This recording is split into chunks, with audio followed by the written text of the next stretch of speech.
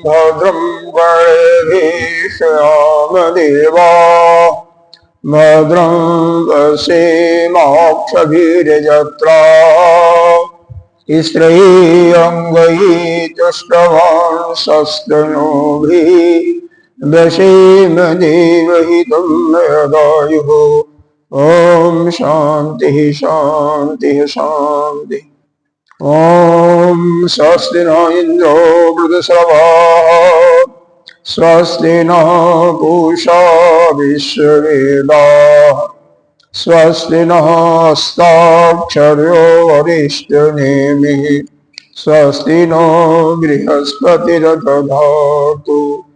ॐ शान्तिः शान्तिः शान्तिः। अखण्डमङ्गलाकारम्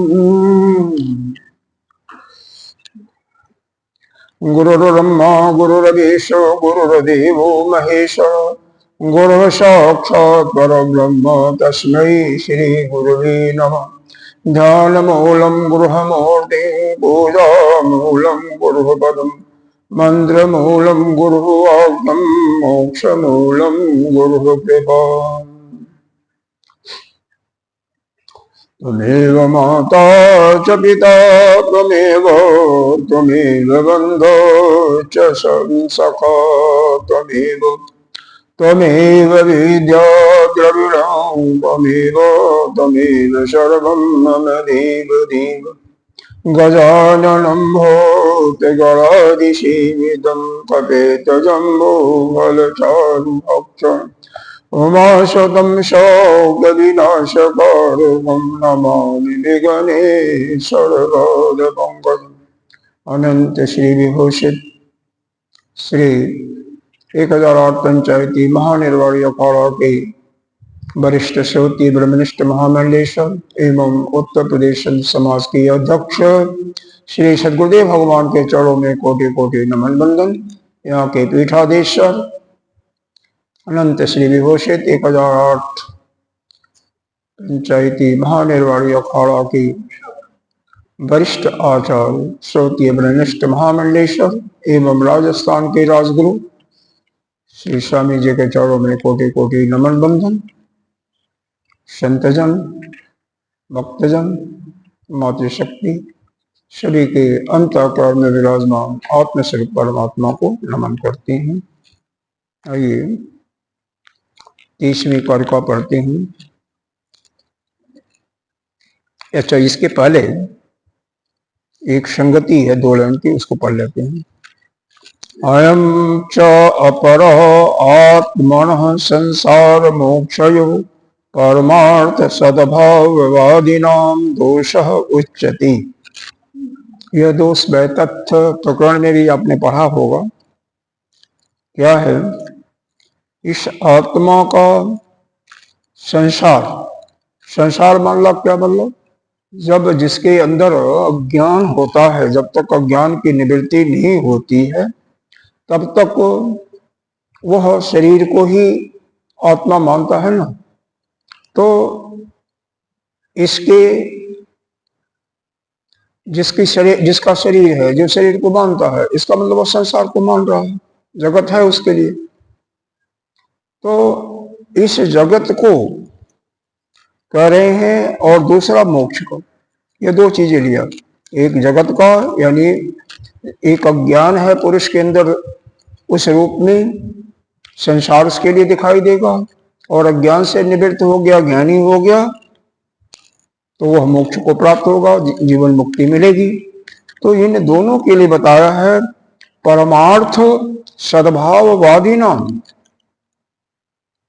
यह वादी जो पक्ष है, वादी नाम जो वादी है यानी दूसरे जो प्रतिवादी हैं, वह दोनों की परमार्थ मुक्ति ही स्वीकार किया है। यह दूसरा दोष बताया गया है, क्योंकि जो ज्ञान से युक्त हो गए, जिनका मोक्ष हो गया या जीवन मुक्ति मिल गया, उनका तो ठीक है, क्योंकि मोक्ष जो है वह अनादि होता है, यह आने जाने वाली क्रिया नहीं होती है। लेकिन यह जो संसार है, अगर इसको अनादि कैसे मानेंगे? यह तो अनादि नहीं है। अगर अनादि मानते भी हैं तो इसका अंत होता है, जब अंत होता है तो अनादि नहीं रह जाएगा। तो उसी को इस कारिका में दिखाए गए हैं, इसलिए इस दोष को यहां से हम बता रहे हैं। अनादि अंतवंतं च संसारस्य न शेष्यति अनंतता च आदिमतो मोक्षस्य न भविष्यति। अनादि अंतवंतं च संसारस्य न शेष्यति अनंतता च आदिमतो मोक्षस्य न भविष्यति।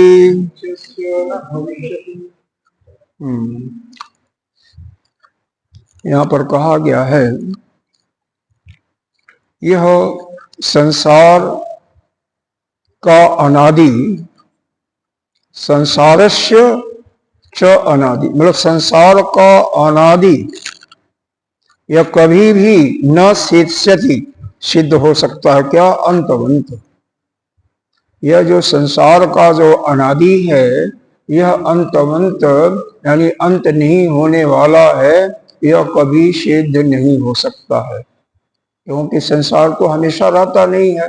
प्रलय होगा तो भी नहीं रहेगा, आप सुषुप्ति में चले जाओगे तो भी नहीं रहेगा। यही कह रहे हैं, अनादि अंतवंतम च संसारस्य न शेष्यति, यानी जो अज्ञानी पुरुष हैं, जो संसार जिनके लिए दिखाई देता है, और ये वादी लोग कह रहे हैं, तो उन ऐसे वादियों का जो अज्ञानी है, संसार का, वह संसार का जो अनादि मानते हैं, या अनादि जो संसार मानते हैं, या अनादि संसार का, इसका अंतवंत यानी कभी इसका अंत नहीं होता, न शेष्यति, यह कभी सिद्ध हो भी नहीं सकता। और क्या कर रहे हैं? अनंतता च आदिमतो, और आदिमत, आदिमत का मतलब यदि मोक्ष को यह माना जाए कि इसका प्रारंभ होता है किसी समय, तो उसका अनंतता स्वीकार नहीं होगा।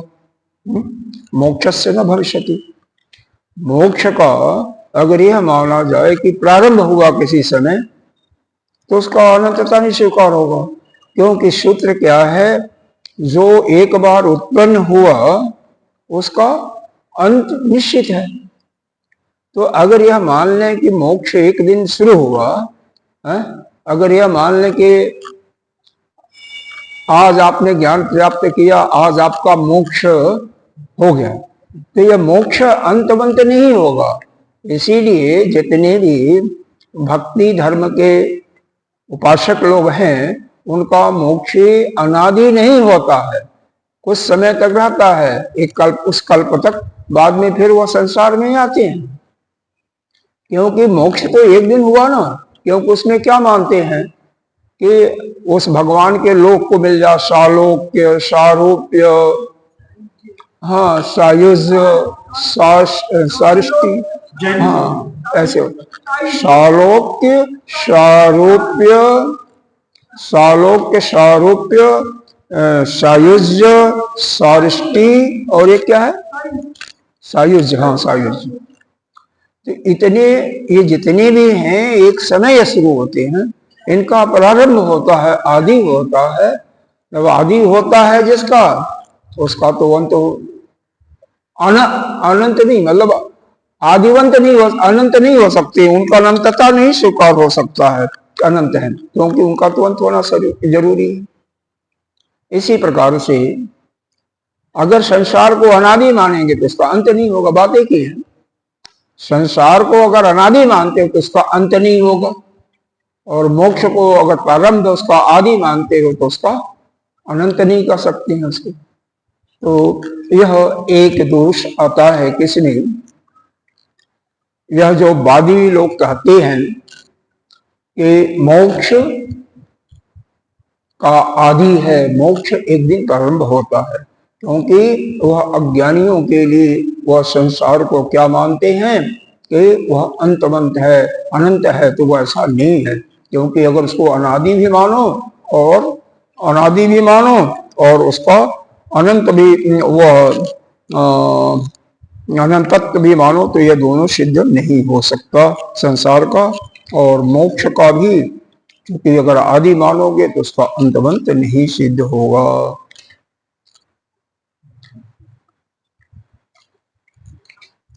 इसका कारिका में देखिए, इसका थोड़ा सा कारिका में जो इसका भाष्य है ना, थोड़ा सा सेकंड पैराग्राफ थोड़ा सा विशेष समझने के योग्य होगा। वहां पर बुद्धि को बहुत प्रखर करना, एकाग्र करना, तब समझ में आएगा, नहीं आएगा। चलिए देखते हैं, जहां पर नहीं आएगा कहाँ बोल दीजिएगा। अनादि, अनादि है ना शब्द, कारिका में है क्या, अनादि। इसका अर्थ दिया यहाँ पर अतीत कोटि रहितस्य। अतीत का मतलब क्या होता है, बीता हुआ समय, भूतकाल, ठीक है ना। कोटि, कोटि का मतलब होता है यहाँ पर प्रकार। जैसे 33 कोटि के देवता माने गए हैं ना, कौन कौन है याद है, 33 कोटि देवता याद है, 33 कोटि देवता कौन प्रकार होता है। कोटि का मतलब प्रकार होता है, मतलब 12 सूर्य हैं, 11 आदित्य, 12 आदित्य हैं, 11 रुद्र हैं, 8 वसु हैं, 1 इंद्र और 1 प्रजापति। यह 33 प्रकार के देवता हैं। इसी प्रकार से यहाँ पर कोटि का मतलब अतीत, वर्तमान और भविष्यत कोटि, ये 3 कोटियां मानी गई हैं। तो कोटि का अर्थ क्या हुआ, प्रकार। तो अनादि का अर्थ क्या हुआ, भूतकाल रहितस्य संसारस्य अंतवंतम समाप्ति न शेष्यति। कहते हैं अगर जो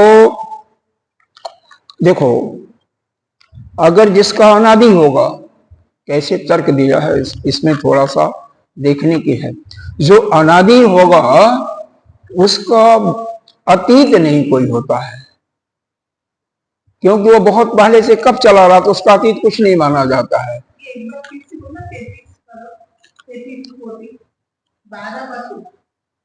हाँ नहीं, 12 आदित्य, 11 रुद्र, 8 वसु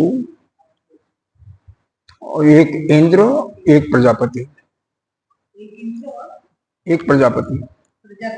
हाँ, हम ब्रह्मा जी कहते हैं सृष्टि के नीचे का है, प्रजापति भी कहते हैं। हाँ, तो अनादि का अर्थ क्या किया, अतीत कोटि यानी भूतकाल प्रकार से, भूतकाल से। तो जो भूतकाल से, इसका मतलब रहित होगा। संसार से अंतवंतम समाप्ति है। तो अगर कोई अंत उसका जो अनादि है तो अतीत कोटि से रहित हो गया।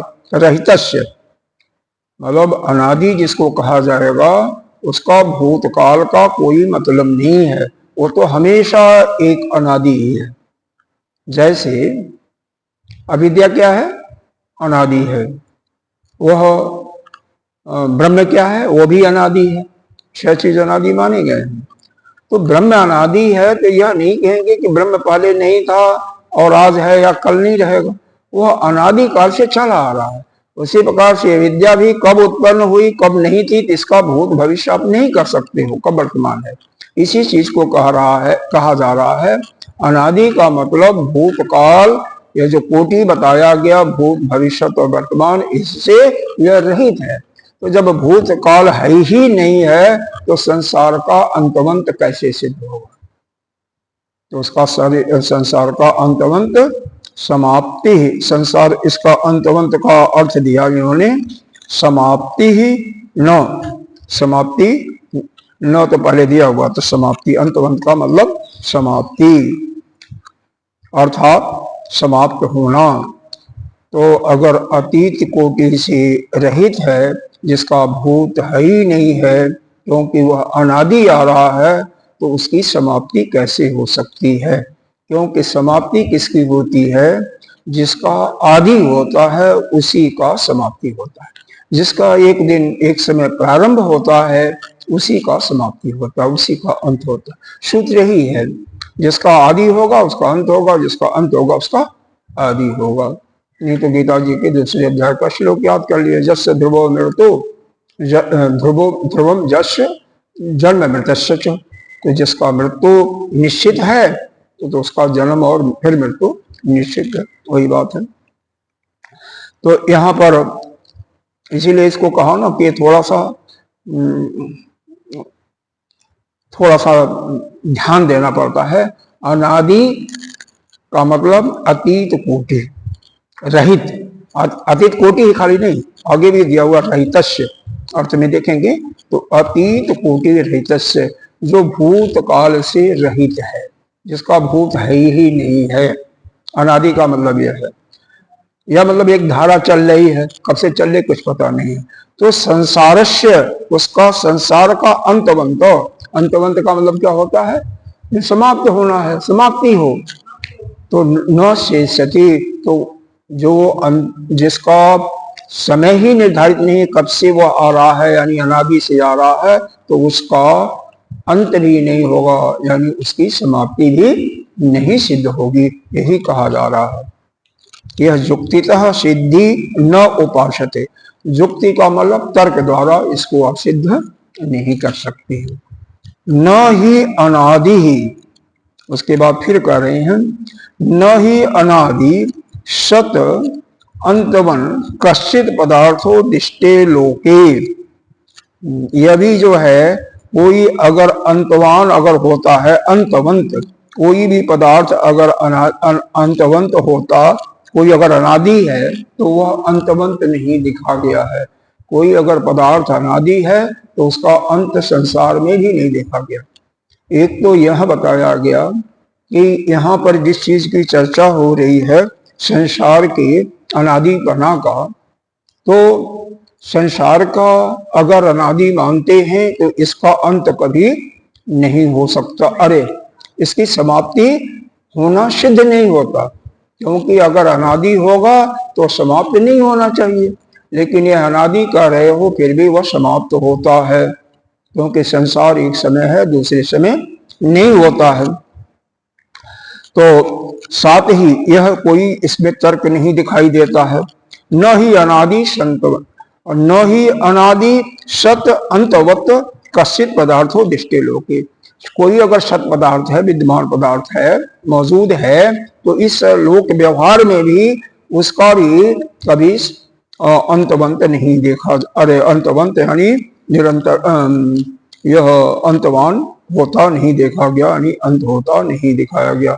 अगर कोई पदार्थ अनादि है तो उसकी भी समाप्ति संसार में भी नहीं देखा गया। तो कोई अगर दृष्टांत किसी के पास हो तो बताओ।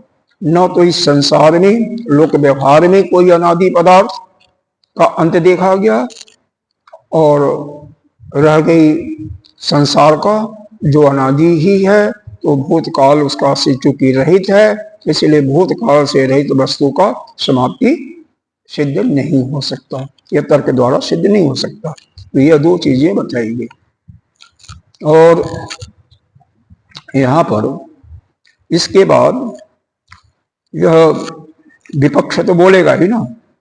आपके मन में प्रश्न नहीं आया कोई बात नहीं, लेकिन विपक्ष यानी वादियों के मन में प्रश्न आया कि बीच अंकुर संबंध न अंतरे विक्षेदो दिष्ट इति चेत, इति चेत्व लगा जाएगा, दिष्ट इति। यह क्या कह रहे हैं कि बीज अंकुर के संबंध से यह जो निरंतरता होती है, जो निरंतरता यानी इनकी संतति इनकी है, न विक्षेदो दिष्ट इति, तो यह कह रहे हैं कि बीज अंकुर की संतति का मतलब ऐसे समझो, कोई एक नदी है, नदी में धारा प्रवाह हो रहा है, तो उसका जो धारा प्रवाह है ना, उसी को संतति कहते हैं, क्योंकि उसका नुकसान नहीं होता, हमेशा लगातार चलता रहता है। हाँ, इसी प्रकार से बीज अंकुर का अगर संतति की बात कहो तब तो वह धारा प्रवाह है, लेकिन बीज से कोई एक वृक्ष हुआ है तो वह वहां पर एक इंडिविजुअलिटी की बात आ जाती है, तो वह पदार्थ वह स्वतंत्र नहीं होता, तो उसकी संतति नहीं कर सकते। वह बीज अंकुर का संबंध आप अनादि नहीं मान सकते। धारा को जो लय चल रहा है अनादिकाल से, उसको माना जा सकता है, लेकिन किसी पर्टिकुलर वृक्ष का कोई बीज आया और फिर वह बन गया तो उसको नहीं माना जाएगा, क्योंकि पीछे भी कारिका में शायद 20वीं कारिका थी, उसमें यह सिद्ध किया गया था कि बीज अंकुर का जो आप दृष्टांत दे रहे हो यह ठीक नहीं है, यह कहा गया था। तो वो सब इंडिविजुअल है। हाँ, इंडिविजुअल है उसके लिए। उसके जैसा पानी तो एक ही है, पानी वाटर एक ही है, हाँ, वो उसका धारा होता है। हाँ, संतति को धारा को आप कह सकते हो, धारा को वो इंडिविजुअल है। धारा बिजनेस से वृक्ष हुआ, वो वृक्ष अलग है, और दूसरा वृक्ष हुआ अलग, वो भी अलग है। हाँ, धारा की कब से आ रही है, कहाँ से आ रही है, अनादि चल रही है, इसलिए धारा को अनादि मान सकते हैं, लेकिन इसको नहीं मान सकते हैं। उसी प्रकार से बीज अंकुर के संबंध को यह निरंतरता का भी, इसका भी विच्छेद होता देखा गया है। तो चेत इसमें क्या कह रहे हैं, यह चेत जो है ना, यहाँ पर इसका उत्तर दे रहे हैं कौन, वेदांती दे रहे हैं, नहीं ऐसा नहीं है।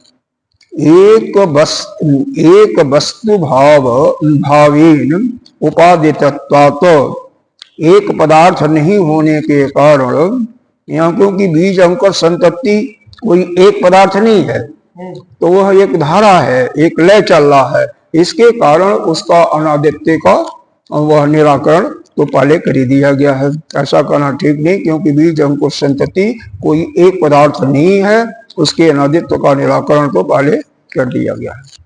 तथा अनंत अपि विज्ञान प्राप्ति काल प्रभस्य मोक्षस्य आदिमतो न भविष्यति। अब यहाँ पर यह कह रहे हैं विज्ञान प्राप्ति के समय में, मतलब किसी समय में कोई मोक्ष, मतलब मान लीजिए आ गया, अगर हम यह माने कि मोक्ष आता है, किसी को एक बार आता है, मोक्ष क्या प्रारंभ होता है, तो इसका यह अनादित्व नहीं स्वीकार हो सकता है। तो मोक्ष जो है कैसे है, असल में यहाँ पर सिद्ध क्या करना है कि हम हमेशा मोक्ष ही है, हम तो बधे ही नहीं है ना, बधे ही नहीं है हम, हमारा ऐसा नहीं है कि हम बधे हुए हैं, वह तो अज्ञान के कारण से हमें भ्रम हो गया है। वेदांत यही कहेगा कि मोक्ष इस कि हम बंधे नहीं हैं, बंध का, बंधने का हमें एक भ्रम हो गया है। देखो, इसके लिए वैतत्व प्रकरण में एक पहले समझाया गया है, छठी कारिका में, 7वीं कारिका में, पहले छठी कारिका को पढ़िए, वैतत्व प्रकरण के छठी कारिका का, उससे थोड़ा सा समझ में आएगा। उसमें बताया गया है कोई वस्तु अगर अभाव है यानी असत वस्तु है, तो वह पहले भी अभाव है, अंत में भी अभाव है, तो बीच में भी उसका अभाव होता है। यह छठी कारिका वैतत्व प्रकरण का यह सिद्ध किया हुआ है कि किसी वस्तु का पहले अभाव है, बाद में भी अभाव है, तो बीच में मध्य में अगर दिखाई दिया भी, उसकी प्रतीति भी हो रही है, तो भी उसका अभाव ही माना जाता है। ये बात समझ में आ रही नहीं आ रही? कारिका पढ़िए छठी, तो अब फिर समझ में आ जाएगा। छठी वैतत्व पढ़ा होगा आप लोगों ने, लेकिन फिर भी भूल गया होगा। अब भूल तो जाना कोई ऐसी बात नहीं है, स्वभाव ही है अपना, तो बोलना तो अपना स्वभाव है, तो कोई ऐसी बात परेशान होने की नहीं है। यह है देखो छठी कार का है, यही है शायद आदावंती च जत, छठी कार का है, पढ़ा होगा। आदावंती च जत नास्ति वर्तमाने ततथा, कैसे है, जिसका आदि और अंत नहीं है, न अस्ति, जिसका न प्रारंभ है और न अंत है। ध्यान से देखेगा, न तो किसी वस्तु का, जिस वस्तु का न तो प्रारंभ है, आदि है, और न अंत है, तो वर्तना भी तथा, तो उसका वर्तमान में भी उसका अभाव ही होता है। जिसका प्रारंभ नहीं है और अंत में भी नहीं है, यानी शुरू में भी नहीं है और अंत में भी नहीं है, बीच में अगर दिखाई भी देती है तो भी उसका अभाव ही मानते हैं। वितथ ही सदृशा संतो अविरथा ये लक्ष्यता, ये पदार्थ समान असत होने के कारण सत जैसा बीच में दिखाई पड़ रहा है, लेकिन वास्तव में क्या है कि यहाँ पर यह सिद्ध किया गया है, इस कारका को सभी लोगों ने माना है कि जिस पदार्थ का आदि और अंत दोनों नहीं है, मध्य में केवल उसकी भाषिक सत्ता दिखाई दे रही है, तो वो भी उसका भी अभाव ही माना जाता है। कोई भी वस्तु हो जो पहले भी नहीं है अंत में भी नहीं, यही कारका है वैतथ्य प्रकरण। हम कारका छठी की बात कर रहे हैं, वैतथ्य प्रकरण की, किसी भी वस्तु की जो इसका अभाव है, मतलब जो असद वस्तु, जो असद का मतलब क्या है, पहले विद्यमान नहीं थी और बाद में भी विद्यमान नहीं थी, बीच में अगर दिखाई भी पड़ी तो भी क्या माना जाएगा, उसका एक प्रतीति मानी जाएगी, उसका बीच में भी अभाव ही माना जाता है। हाँ, कई चीजें हैं, मृतिशा का जल है, यहाँ पर अभी घट और मिट्टी का होगा। अरे अभी सुनो, अभी तो इसमें बहुत कुछ है, इसी में 2-3 लाइन में बहुत कुछ है। मृतिशा का उदाहरण इसमें बाद में आया है, अभी 31वीं कारका पढ़ेंगे ना, 30वीं के बाद 31वीं पढ़ेंगे तो मृतिशा को देखेंगे। छठी कारका 31वीं कारका का अभी जो अलाप शांति प्रकरण आप पढ़ रहे हैं, उसका 31वीं कारका कुछ नहीं है, बल्कि यह वैतथ्य प्रकरण का छठी कारका है। 32वीं इसकी 7वीं है। जैसे वेदों में क्या है, कई वेद ऋग्वेद के वही हूबहू उठा करके यजुर्वेद में रखे गए हैं, कई सामवेद में हैं और अथर्ववेद का तो बाद में हुआ ही है। तो ऐसे बहुत से मंत्र भी इधर से उधर या कारिकाएं लिखी गई हैं। पीछे नहीं था, एक अद्वैत प्रकरण में ऐसे ही था, वहां तो थोड़ा सा बदलाव किया गया था, यहाँ पर कोई बदलाव नहीं है। 31वीं और 32वीं कारका अलाप शांति प्रकरण की एग्जैक्टली वही है वैतथ्य प्रकरण की छठी और 7वीं कारका, कोई भी एक अक्षर का भी उसमें वो नहीं है। तो यहाँ पर सिर्फ हमने छठी कारका अभी इसलिए दिखाया था क्योंकि मेरे भी समझ में ये नहीं आ रहा था, समझ में नहीं आया, बहुत मंथन करना पड़ा, मंथन करके, क्योंकि प्रश्न यहाँ पर आया जो है घटा, आगे पढ़ेंगे ना, तो घटादि स्वदर्शनात्, यानी घटा जब फूट जाता है, घटे को डंडा मार करके घड़ा है नष्ट कर दो तो क्या होता है, वह विध्वंस हो जाता है। घटा मार दिया तो क्या हुआ, विध्वंस हो गया, इसका मतलब उसका अभाव हो गया, न भाव का मतलब अभाव हो गया, ठीक है ना, है नहीं। तो पहले भी अभाव था, अब वहां पर जाना पड़ेगा, पहले भी अभाव था और बाद में भी अभाव आया, बीच में घड़ा तो दिखाई दिया ना। हाँ, कारण में ठीक है, मिट्टी का कारण है, वो जो अपने फरहारी महाराज जी कह रहे हैं, उसका कारण यह है कि हर एक कार्य कारण में होता है, उस रूप से कह रहे होंगे कि कार्य जो है कारण में होता है, क्योंकि मिट्टी है तो मिट्टी में घड़ा पड़ा हुआ पहले से, तो हाँ, तो उस चीज से तो शायद समझ में न आवे, और मुश्किल हो जाएगा। लेकिन यहाँ पर अभाव से अभाव में, अभाव पहले है, बाद में अभाव है, क्योंकि घड़ा भी फोड़ दिया गया। तो घड़ा बनने के पहले तो घड़ा का अभाव था, बीच में दिखाई दिया घड़ा, और जब फोड़ दिया गया तो उसका भी फिर अभाव हो गया। तो पहले भी अभाव है, बाद में भी अभाव है, तो बीच में अगर दिखाई भी दिया तो इसका मतलब वर्तमान में भी वह असद ही माना जाएगा। कैसे माना जाएगा? यह छठी कारिका में वैतथ प्रकरण में पहले से सिद्ध किया है आप लोगों ने। किसने? वादी प्रतिवादी जो भी है सभी मिल करके, इसमें आपके वेदांती भी हैं और यह सांख्य भी है, न्यायिक, सभी लोग मिल करके उसमें सिद्ध किया है कि ठीक है, जिस वस्तु का पहले भी अभाव है और बाद में अभाव है, तो बीच में भी, मध्य में भी, उसका वर्तमान में भी उसका अभाव ही माना जाएगा, बेशक वह थोड़ी देर के लिए वह दिखाई पड़ती है। हाँ, सोने की कोई चेन है, हाँ कुछ भी है, हाँ सोने की चेन है, पहले नहीं थी, अब दिखाई दे रही है, बाद में भी नहीं रहेगी, हाँ बाद में दिखाई दे गई, तो इसका मतलब उसका अभी तो अभाव है। यद्यपि कार्य कारण के रूप से पहले भी सोना में था, वो अभी भी है और बाद में भी रहेगा, तो उस चीज को हम वैसा भी दृष्टांत दे सकते हैं, लेकिन शायद वह आपके समझ में और भी मुश्किल सा है। और यहाँ पर यही उदाहरण भी दिया हुआ है, घड़े के विध्वंस करने का दृष्टांत ही दिया हुआ है। यह कह रहे हैं विरोधी पक्ष वाले, यानी वादी लोग, कि जैसे घटा का विध्वंस होता है ना, घटादि नाश का, उसी प्रकार से मोक्ष को क्या मानो? बंध। एक समय मोक्ष का अभाव मान लो, मोक्ष जब नहीं था तो मोक्ष का अभाव था, जैसे घड़े का अभाव था पहले, या बंध का अभाव मानो। अभी अगर आप मान रहे हो कि बंधना ना, बंध से मुक्त होगे तो मोक्ष होगा, बंधन है तभी तो मोक्ष मान रहे हो ना, तो बंधन से पहले क्या था? अभाव, और बंधन के बाद भी अभाव, मोक्ष हुआ, इसका मतलब अभाव था।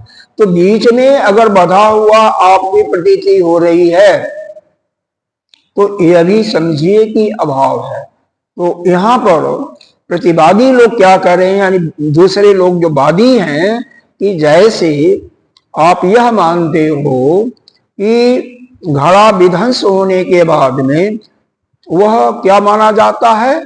वह असत माना जाता है, क्योंकि किसी भी असत वस्तु का जो पहले नहीं थी, बाद में भी नहीं रहेगी, बीच में दिखाई दे तो बीच में भी असत ही माना जाता है। इसलिए यह जो बंधन है, सिर्फ रिप्लेस कर दो, घटा को बंध से रिप्लेस कर दो, घटा की जगह, घट की जगह बंध लगा दो बस, या घट का जहां अभाव वहां पर बंध का अभाव हो जाएगा। तो जब बंध का अभाव कर दोगे तो बंध का अभाव पहले भी नहीं था, बाद में भी नहीं रहेगा, बीच में अगर बंधा हुआ दिखाई दे रहा, उसका भाव दिखाई दे रहा है, तो भी उसको हम अभाव ही कहेंगे। इस प्रकार से जो मोक्ष की सिद्धि आप अनादि मान सकते हो, और संसार का, क्योंकि मेन जो कारिका का ध्यान रखना पड़ेगा, कारिका में ही कहा गया ना कि यह मोक्षस्य न भविष्यति, अगर जिसका प्रारंभ नहीं होता है, अरे क्या कहा गया, अनंतता, अनंत मोक्ष की भी अनंतता सिद्ध नहीं होती, क्योंकि मोक्ष का प्रारंभ कर रहे हैं, मोक्ष का प्रारंभ कर रहे हैं। तो मोक्ष चूंकि प्रारंभ हो रहा है तो इसलिए वह अनंतता उसकी सिद्ध नहीं हो सकती, यह कारिका में है। तो इसी को कह रहे हैं, मोक्ष को न मानो, उसके बंध का कारण मान लो। मोक्ष का मतलब क्या है? जो बंधन आप मान रहे हो वो बंधन हट गया, जिस समय बंधन हटा उसको आप मोक्ष का प्रारंभ मान रहे हो।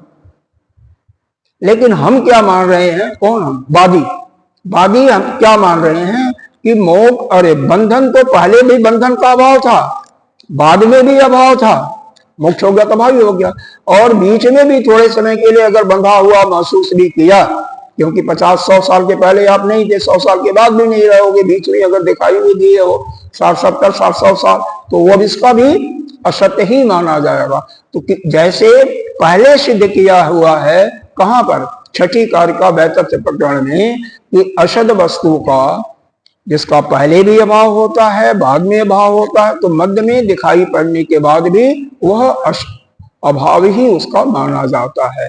इसलिए जब बंधन का अभाव हो गया तो मोक्ष का भी अभाव हो गया। इस प्रकार से मगर जैनिज्म में बहुत जैनिज्म के अंदर, और जैनिज्म का अभी तो मत छोड़ो, अभी तो जो बाकी प्रश्न है बस उतना ही करो। तो सारा जैनिज्म का आपके अगर आपके पास है तो मैं आपसे बात करता हूँ इसके। हाँ, प्राग भाव का मतलब पूर्व भाव और उत्तरोत्तर भाव। हाँ, यही दोनों चीजें। देखो, प्राग, क्योंकि शब्द प्राग थोड़ा सा कठिन है, इसलिए हमने प्राग शब्द को नहीं लिया अभी। उत्तरोत्तर प्राग में थोड़ा सा वो आ जाता है कि पहले बात क्या था, बाद में क्या था। तो यहाँ पर यही बंधन जो है पहले भी नहीं था, प्राग भाव में भी नहीं था, उत्तरोत्तर में भी नहीं था, बीच में आया। तो इसलिए वह बीच में भी क्या माना जाएगा, असत ही माना जाएगा। इसलिए यह विपक्ष यानी वादी कहता है कि मोक्ष जो आप यह कह रहे हो कार्य में कि इसका अनंत नहीं है, अनादि नहीं, तो इसका यह अनादि ही माना जाएगा। ऐसे मान सकते हो क्योंकि पहले सिद्ध किए हो। तो इसके लिए भाष्यकार फिर इसको नहीं मानेंगे, इसके लिए आगे कहेंगे। कहां तक समझ गए? तथा अनंतापि विज्ञान प्राप्ति काल प्रभवस्य मोक्षस्य आदि मतो न भविष्यति।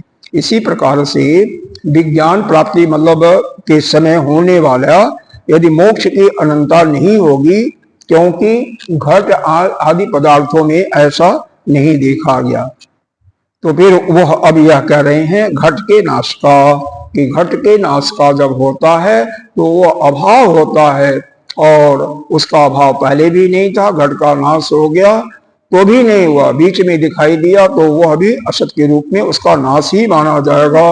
उसी प्रकार से मोक्ष को मान लिया जाए, क्योंकि बंधन पहले भी नहीं था और बंधन बाद में भी नहीं है। जब मोक्ष हो जाएगा तो बीच में बंधन का अभाव, तो प्राग और उत्तरोत्तर भाव को स्वीकार करते हुए इस प्रकार से इसको हम मान सकते हैं कि मोक्ष जो है यह अनादि चला आ रहा है, इसका आदि प्रारंभ ही नहीं हुआ। क्योंकि मोक्ष शुरू हो रहा है ना, प्रारंभ हो रहा है ना, तो इसको हम नहीं मानेंगे। तो यहाँ पर सिद्धांती पक्ष यह कह रहा है कि चेतो, अब इसको सुनो क्या, तथा च मोक्षस्य परमार्थ सद्भाव प्रतिज्ञा हानि। यह परमार्थिक सद्भाव विषयक यह जो प्रतिज्ञा की यहाँ पर हानि हो जाएगी, क्योंकि मोक्ष को क्या मान रहे हो, असत मान रहे हो।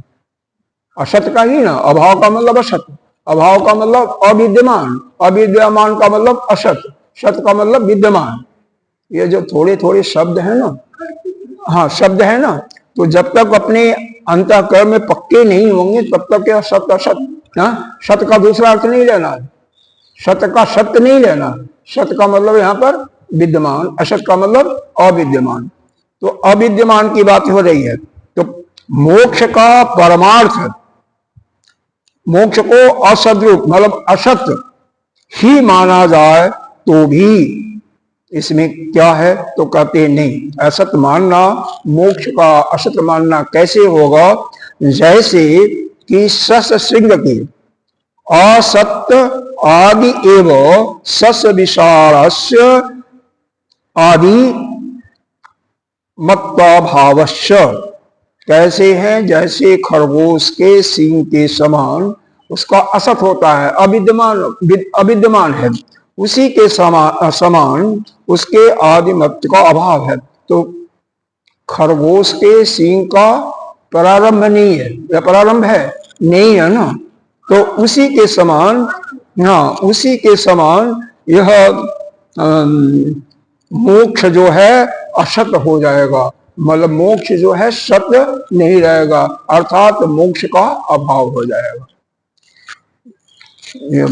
एक बार जब तक ये बैठेगा नहीं तब तक मुश्किल होगा। देखो, अभाव में सिद्ध कर रहे हैं बंधन को लेकर के, कि बंधन को अभाव पहले था, बाद में भी अभाव रहेगा, बीच में बंधन आ गया तो उसको बंधन का अभाव माना जाएगा। इसलिए मोक्ष को घट के माफिक मान करके, जैसे घट का अभाव था और घट का नष्ट होने के बाद भी अभाव हो गया। तो इसी प्रकार से बंधन, चूंकि अभाव का तो बंधन अनादि हो गया, अनादि और असत हो गया, अविद्यमान हो गया, उसी प्रकार से मोक्ष भी, मोक्ष की सिद्धि मान लीजिए असत होने के कारण। तो यहाँ पर कह रहे हैं कि जो हमने प्रतिज्ञा किया था वो मोक्ष को असत नहीं माना था बल्कि सत माना था, इसलिए वहां पर प्रतिज्ञा की हानि हो जाएगी। यह आगम प्रकरण में होगा जहां पर मोक्ष को आपने क्या माना था, सत माना था, मोक्ष को एक भाव के रूप में माना था। तो यह तर्क संग्रह एक पुस्तक है न्यायिकों का, न्यायवादियों का तर्क संग्रह पुस्तक है। तो उसके अंदर ये सब चीजें थोड़ी सी विस्तार से दी जाती हैं, क्या क्या सूत्र है, कैसे कैसे उसका निराकरण होता है। तो वास्तव में यह सब शुरू करने के पहले ना यह सब चीजें आपको पहले से बताना चाहिए, पढ़ाना चाहिए। तर्क संग्रह है, यह भी नहीं पढ़ाया गया होगा, क्या बोलता है आत्मबोध, तत्वबोध, ये सब नहीं पढ़ाया गया होगा ना, सीधे उपनिषद पर ला दिया गया, नहीं पढ़ाया गया होगा। मतलब जितने भी प्रकरण ग्रंथ हैं तो वह पढ़ाना चाहिए। प्रकरण ग्रंथ नहीं कराएगा, क्योंकि यहाँ पर देखो यह असल में सबसे बड़ी बात होती है कि एक रूपता नहीं होती है। एक हर महीने दूसरा आएगा, तीसरा आएगा, चौथा, मतलब एक रूपता जहां होती है ना तहां पर यह सब होता है क्लास के रूप में। जैसे विशेष करके आजकल तो मेरे ख्याल से हरिद्वार में ही है या काशी में एक रूपता है कि जहां पर क्लास चलते हैं नियमित, 3 साल का, 2.5 साल का, 3 साल का लगभग कोर्स होता है। ऋषिकेश में कैलाश है, हाँ वही है, जहां भी है वहां पर कोचिंग होता है।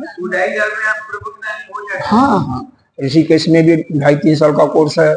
वही चीज हरिद्वार में भी साधना सदन है, वहां पर भी ऐसे ही कोर्स है। तो जहां पर कोर्स है वहां पर यह एक स्टार्टिंग से बेसिक, क्योंकि बेसिक चीज नहीं आती है ना तो समझ में नहीं आता है।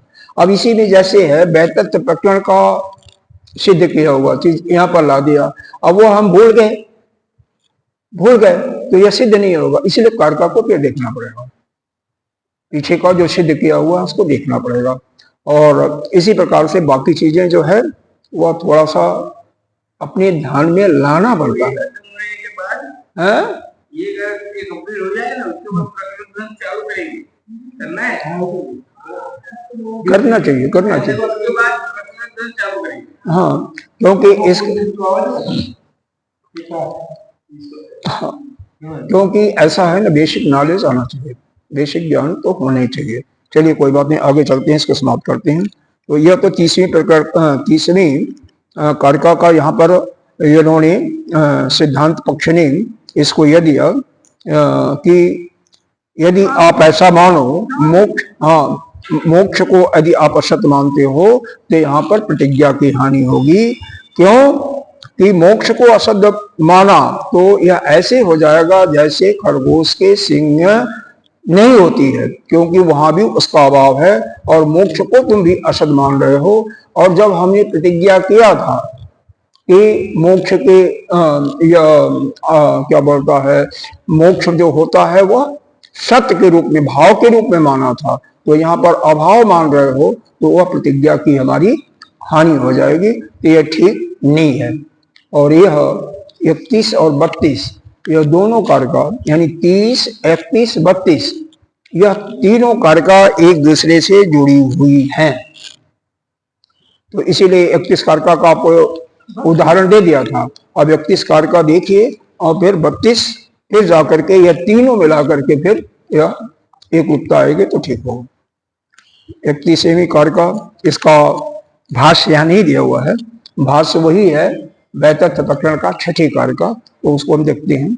अब ऐसा कीजिए कि यह निकाल लिया, 220 पेज में है कारका, ठीक है, और 85 किस पेज में है यह वैतथ्य प्रकरण में 85 या ऐसे कुछ पेज ये भी है। 87 पेज में यह है। दोनों को पढ़िए, दोनों को एक एक शब्द का अंतर नहीं आना चाहिए। आदावंते च जत नास्ति, यहां भी देखिए आदावंते च जत नास्ति, सेम टू सेम है। अच्छा, आगे है वर्तनापि तत् तथा, और यहां पर भी वर्तनापि की तत् तथा, सेम चीज है ना। आगे देखिए वितथई सदृशा संतो, यहां भी है वितथई सदृशा संतो, अवितथा इव लक्ष्यता, अवितथा इव लक्ष्यता, मतलब कारिका में कोई अंतर नहीं है, जो वहां पर है वही यहाँ पर है। तो इसका जो भाष्य यहाँ पर दिया हुआ बेहतर प्रकरण में, यही आपको देख करके यहीं से बताया जाएगा। भाष्यकार ने कोई भाष्य नहीं लिखा, 32वें कारिका के अंत में इन्होंने लिख दिया कि जैसे 31वें कारिका, अरे जो बेहतर प्रकरण में या पहले ही समझा दिया गया है, इसलिए यहाँ पर भाष्य लिखने की आवश्यकता नहीं है। तो इसी का भाष्य देखो, पहले अर्थ देखो कारिका का और फिर भाष्य देखो। कहां पर आना पड़ेगा? वैतथ्य प्रकरण में आना पड़ेगा, 87 पेज पर। हाँ, आदावंतात जस्य नास्ति, जिस चीज का, जिस वस्तु का आदि और अंत नहीं है। आदि अंते, आदि भी और अंते च जत नास्ति, आदि च अंते, जिसका प्रारंभ नहीं है और अंत नहीं है, न अस्ति नहीं है, वर्तनापेपि तथा, वह जो है वर्तमान में भी तत् तथा, वर्तमान में भी तत् माने वैसे ही है, वह वस्तु वर्तमान में भी वैसे ही मानी जाएगी। जैसे अगर कोई चीज प्रारंभ में असत है और अंत में भी असत है, तो वर्तमान में दिखाई देने के बाद भी वह असत ही मानी जाएगी। यही घड़े के फूटने का भी, घड़ा फूटने का मतलब, घड़ा विध्वंस करने का मतलब क्या हुआ? घड़े का अभाव हो गया। और घड़े का अभाव पहले भी था, यद्यपि कारण के भाव से वह मिट्टी में विद्यमान है, लेकिन हम उसका अभाव मानेंगे पहले भी, आदि में भी और अंत में, तो वर्तमान में भी उसका अभाव ही माना जाएगा, बेशक आपको दिखाई पड़ रही है। इसी प्रकार से मोक्ष को सिद्ध किया गया। लेकिन सिद्धांत के पक्ष ने क्या कहा कि ऐसा करना आपके प्रतिज्ञा के ही अगेंस्ट चला जाएगा, ठीक है, तो वो ठीक नहीं होगा। अब नीचे वाली लाइन देखिए, अर्थ देखिए। हाँ हाँ, वितथई सदृशा संतो अवितथा इव लक्ष्यता, यह पदार्थ असत के समान होकर के भी दिखाई दे रही है, सत जैसे दिखाई पड़ रही है, तो भी वर्तमान में वह असत ही मानी जाएगी। सीधी सी बात है कि अब यह कारिका के अनुसार यह कारिका को सूत्र रूप में यहाँ पर स्वीकार किया गया है कि किसमें अला शांति प्रकरण में इसको सूत्र माना गया है कि पहले यह सिद्ध कर दिया गया है कि जिस वस्तु का आदि और अंत नहीं है, तो वर्तमान में वह दिखाई पड़े भी तो भी वह क्या है? वह असत ही रहेगी। ऐसे मानो ना, काल के अनुसार इस सृष्टि को कैसे नहीं माना गया कि हम जो है 50, 60 साल, 100 साल के पहले नहीं थे, 100 साल के बाद भी नहीं रहेंगे, बीच में दिखाई दे रहे हैं, तो हमारा क्या है? हम असत के कोटि में आ गए। सीधी सी बात है, वही सीधे इसको सूत्र मानो या वैसे समझ लो, बात तो कोई नहीं है। कोई चीज अगर बीच में दिखाई पड़ता है तो वह नित्य नहीं माना जाता है, वह अनित्य के कोटि में आ जाता है। यहाँ पर अनित्य ना करके उसको असद वस्तु कह दिया गया, वैसे समझो, बस सीधी सी बात है। हालांकि दोनों का अर्थ अलग अलग हो जाता है। यह भाष्य देखिए, यह ज्यादा अवंते जत आदावंते च नास्ति वस्तु, यहाँ पर एक दृष्टांत दिया गया, मृग तिसरा आदि तन मध्य अपि न अस्थिति अस्ति इति। जब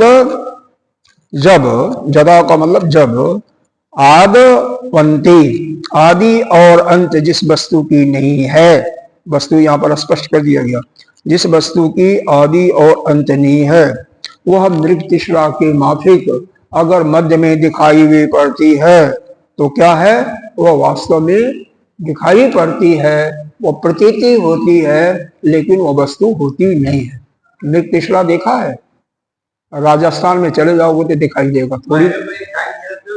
हाँ, वो रेत की जो कड़े होती है ना, वही रिफ्लेक्ट होकर के वह ऐसा मालूम पड़ता है कि थोड़ी दूर पर जल है, जल का वह है।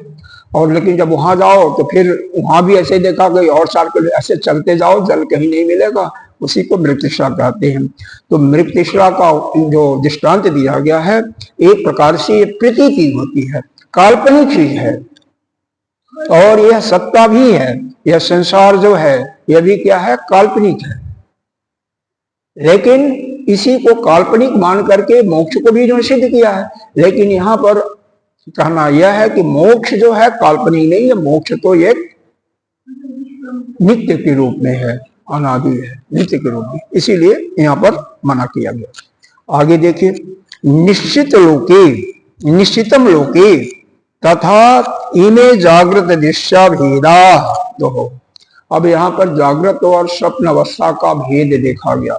देखो, जागृत अवस्था में क्या है, दिखाई देने वाला भिन्न भिन्न प्रकार के प्रपंच दिखाई पड़ते हैं, पदार्थ दिखाई देते हैं नाना प्रकार के, और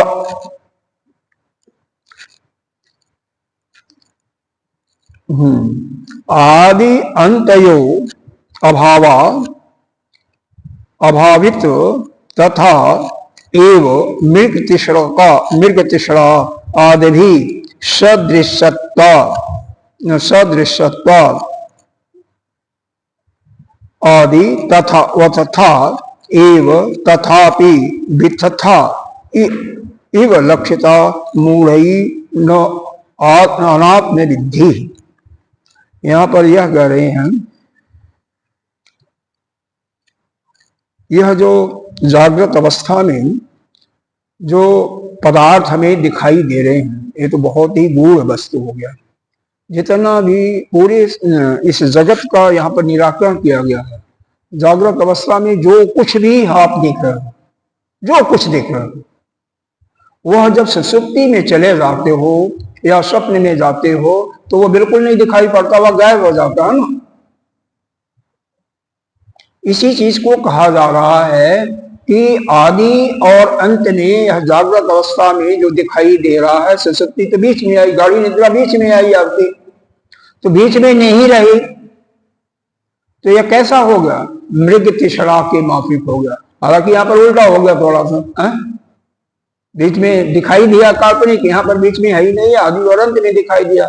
तो उसी प्रकार से जागृत अवस्था में नाना प्रकार के प्रपंच दिखाई दिया। एक और भी कह सकते हैं कि स्वप्न अवस्था में होता है, जागृत अवस्था का जो चीज होता है, मान लो अगर इसमें जागृत अवस्था में कोई 1 लाख रुपए का चेक देता है या पैसा देता है, तो वह तो आपका सही होगा ना, फिर भी लोक व्यवहार में तो सही है। लेकिन स्वप्न में अगर मिलता है तो वह तो क्षणिक है, तो वहां पर तो यह काल्पनिक चीज हो जाएगा। तो यहाँ पर कहने का, यह सब कहने का अभिप्राय यह है कि यह सब की केवल प्रतीति हो रही है, यह संसार जैसे प्रपंच के रूप में दिखाई दे रहा है और किसी समय नहीं भी दिखाई दे रहा है, या पहले भी नहीं है, अंत में नहीं है, बीच में दिखाई पड़ रहा है, वाइस वर्षा कैसे भी है, तो वास्तव में यह है ही नहीं है, इसका लोभ ही लोभ है नहीं। तो इसी चीज को यहाँ पर समझाया जा रहा है। जागृत दृश्या भेदा मतलब जागृत अवस्था में दिखाई देने वाले भिन्न में पदार्थ आदि अंत न होने से मृग तीसरा आदि भी, मृग तीसरा आदि असत वस्तुओं के समान ही यह असत है। देखो, पूरे सृष्टि का, यह जगत का निराकरण कर दिया कि आप जितना भी लोक व्यवहार कर रहे हो, जो जो दिखाई दे रहे हैं आपको, किसमें, जागृत अवस्था में, वह मृग तीसरा के ही रूप में वह सब असत है, यानी सब विद्यमान ही नहीं है। वैसे तो आपको समझाया जाता है कि आप अपने को शरीर से अलग करो और अलग रूप में शरीर के जो संबंध है उनको भी तुम त्यागो, उससे अपने को अलग कर लो। शरीर के साथ में इसके जो शरीर के द्वारा कार्य की उत्पत्ति हो रही है, अंतःकरण के द्वारा जो भोग हो रहा है, ज्ञानेंद्रिय के द्वारा से जो ज्ञान की उत्पत्ति हो रही है, सबसे अपने को अलग कर लो। यानी अपने को कर्ता, भोक्ता और ज्ञाता यह निकाल दो, इससे अलग हो जाओ, तो आप मुक्त हो गए हैं, आपको ब्रह्म ज्ञान हो गया। लेकिन यहां पर तो सिर्फ एक लाइन में सीधे कह दिया गया कि जैसे मृत्युश्रा में कोई वस्तु बीच में दिखाई दे रही है, उसका आदि और अंत नहीं है, उसी प्रकार से जागृत अवस्था में जो भी यह प्रपंच दिखाई दे रहा है, यह बीच में दिखाई दे रहा है, न तो इसका आदि था न तो अंत था, इसलिए यह जगत मिथ्या है, यही पर सिद्ध कर दिया गया। मतलब इसका भाव यही है, बाकी तो सिद्ध यही करना है अभाव का। जिसका अभाव नहीं है पहले भी और बाद में अभाव नहीं है, उसका बीच में अभाव नहीं, सिद्ध यह करना। लेकिन यहाँ पर और यह जो इसको अगर याद कर लिया जाए ना, वास्तव में बहुत ही काम का चीज है अपने लिए, ज्ञान के लिए, कि जागृत अवस्था में जो कुछ प्रपंच दिखाई दे रहा है वह पहले उसका अभाव था, असत था, पहले विद्यमान नहीं था, बाद में भी असत है, तो बीच में भी वह असत ही हुआ उस पहली लाइन कारका के अनुसार। तो यह संसार में जो कुछ है बहुत ऊंची चीज है, विचार करो, इस पर चिंतन करो, बहुत चिंतन करने की जरूरत है इस पर। आगे क्या दिया है, यहीं पर इसका अर्थ समाप्त कर दिया गया। यह कैसे है, तथापि अवितथा इव लक्षिता मूढ़, फिर भी मूढ़ जो अनात्म है, जो आत्मा को क्या मानते हैं, अनात्मा को ही आत्मा मानते हैं, या जो शरीर को आत्मा ही मानते हैं, वह उन पुरुषों के द्वारा इसको क्या कहते हैं, उनको सत्य मानते हैं ना, हम लोग सत्य मानते हैं ना, बस यही कहा गया, हम लोग को मूढ़ कर दिया गया, अनात्मा कर दिया गया। क्यों कि हम लोग जो चीज है नहीं, जो असत है, असत वस्तु है, उसी को हम सत्य मान रहे हैं, क्योंकि वह थोड़े समय के लिए हमें दिखाई दे रहा है, इसलिए वहां पर हमें इसको सद्रूप कह दिया गया, जबकि है क्या, असद्रूप है। चलो ठीक है, आगे इस कार्य में अभी कुछ शंका पैदा हुआ, यानी पूर्व पक्षी ने कोई प्रश्न किया, क्या स्वप्न दृश्य दृश्य जागृत दृश्यानाम दृश्यानामपि सत्यम इति जद उक्तम जत युक्तम जस्मात् जागृत दृश्य अन्नपान वाहन आदयः क्षुत पिपासा आदि निवृत्तम कुर्वन्तो गमनागमन आदि कार्यम च स्वप्रयोजनादिष्टः। अब पूर्व पक्षी यहाँ पर प्रश्न कर रहा है, अच्छा प्रश्न है, कि स्वप्न दृश्यों के समान ही, स्वप्न दृश्यों में भी सारा प्रपंच जो जागृत अवस्था में हमें दिखाई देता वह एग्जैक्टली दिखाई देता है, नहीं दिखाई देता। ठीक है, आज आपने जागृत अवस्था में कुछ और काम किया, स्वप्न अवस्था में कुछ और दिखाई देता है, लेकिन वह जागृत अवस्था के ही रूप में वह सत्य हमें उस समय तक, थोड़े समय तक है स्वप्न, लेकिन बिल्कुल सही दिखाई दे रहा है। लेकिन कह क्या रहे हैं, वह ठीक नहीं है। क्यों?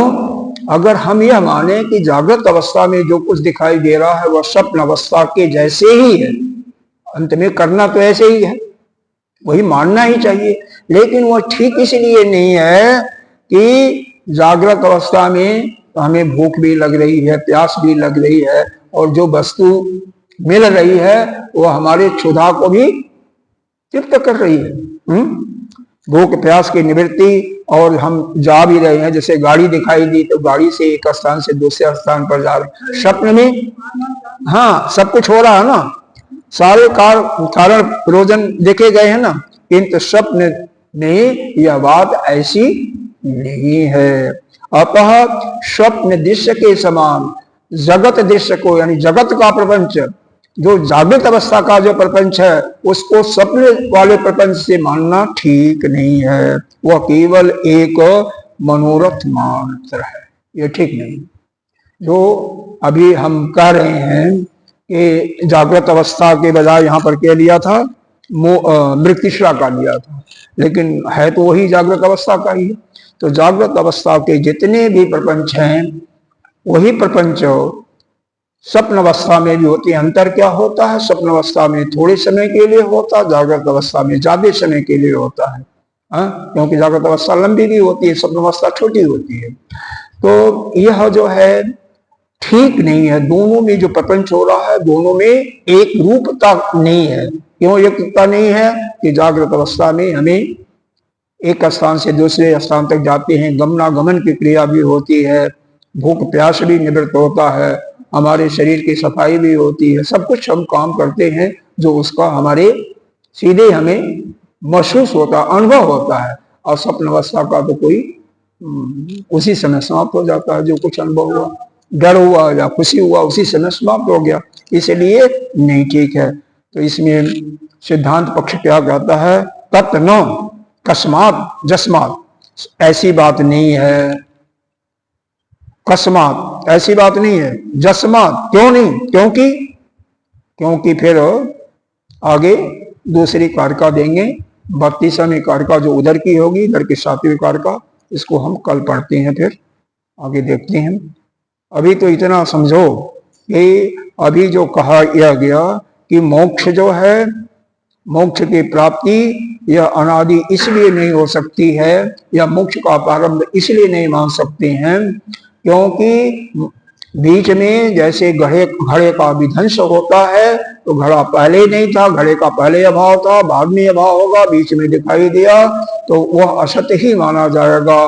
तो मोक्ष को इस प्रकार से अगर माना जाए तो मोक्ष की असत माना जाएगा, जबकि हमारी प्रतिज्ञा है कि मोक्ष असत नहीं है बल्कि सत है।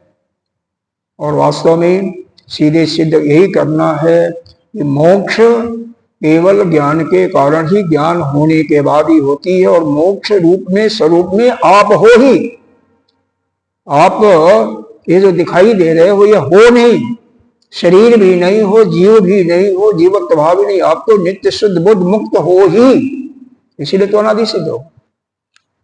ये तो भ्रम हो गया है, हमें सभी को भ्रम हो गया है। किसके कारण से, अज्ञान के कारण से। और जिस समय अज्ञान की निवृत्ति हो जाती है उसी समय हम अपने स्वरूप में आ जाते हैं। लेकिन अज्ञान की निवृत्ति कैसे होगी, यह नित्य प्रति श्रवण, मनन, निध्यासन, स्वाध्याय, और गीता जी में ही आया है 14वें अध्याय में, 13वें अध्याय में कुछ 20 उन्होंने गुण दिए हुए हैं, उनका पालन करने से 7 से 11 श्लोक। अमानित्वम, अदम्भित्वम, अहिंसा, क्षात्यार्जवम, आचारोपासनम, शौचम, अस्थर्यम, आत्मनिग्रह, इस प्रकार से 20 उनका जो पालन करता रहेगा। विधि का पालन करना है और निषेध वस्तुओं को त्यागना है। अगर निषेध को त्यागेंगे नहीं तो कभी भी हम अपने स्वरूप में नहीं हो सकते हैं। तो इसलिए हमेशा इसका ध्यान रखा जाएगा। ओम पूर्णमिदं पूर्णमिदं पूर्णात् पूर्णस्य मुच्यते पूर्णस्य